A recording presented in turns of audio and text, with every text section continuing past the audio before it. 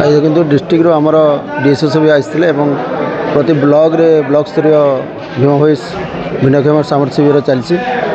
ଆଜି ମଧ୍ୟ ଆମେ କୁଚିଣ୍ଡାରେ ଆୟୋଜନ କରିଥିଲୁ। ଏଥିରେ ଆବାଉଟ୍ 207 ଭିନ୍ନକ୍ଷମ ଭାଇ ଭଉଣୀ ଆସିଥିଲେ ଏବଂ ଆମର ଡକ୍ଟର ବି ଆସିଥିଲେ ଭୀମସାରରୁ। ଡକ୍ଟରମାନେ ବି ବିଭିନ୍ନ ଆମର ଆପ୍ଲାଏନ୍ସେସ୍ ଏବଂ ଏଡ୍ସ ବି ଦେଇଛୁ, ହ୍ୱିଲ୍ ଚେୟାର ବି ପ୍ରୋଭାଇଡ଼ କରୁଛୁ।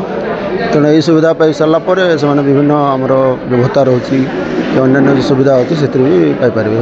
କ'ଣ ସୁବିଧା ମିଳିବ? ତାଙ୍କର ଭତ୍ତାର ଯେଉଁ ଆମର ପେନ୍ସନ୍ ରହୁଛି ତାଙ୍କର ପେନ୍ସନ୍ ଏକ୍ସଟେନସନ୍ ହୋଇପାରିବ। ତା ସହିତ ଯେଉଁ ସ୍କଲାରସିପ୍ ପିଲାମାନେ ପାଉଛନ୍ତି ତାଙ୍କୁ ବି ବେନିଫିଟ୍ରେ ଅନ୍ତର୍ଭୁକ୍ତ କରିପାରିବୁ। ତେଣୁ ଏଇ ଯେଉଁ ଏରିଆ ବାକି ରହିଥିଲେ ଯେଉଁ ଆମର ଭିନ୍ନକ୍ଷମ ଭାଇ ଭଉଣୀମାନେ ତାଙ୍କୁ ଏଇଟା ସୁବିଧା ଦେବା ପାଇଁ ଆମେ ଏଇଟା ବ୍ଲକ୍ ଲେଭେଲରେ କରାଯାଉଛି।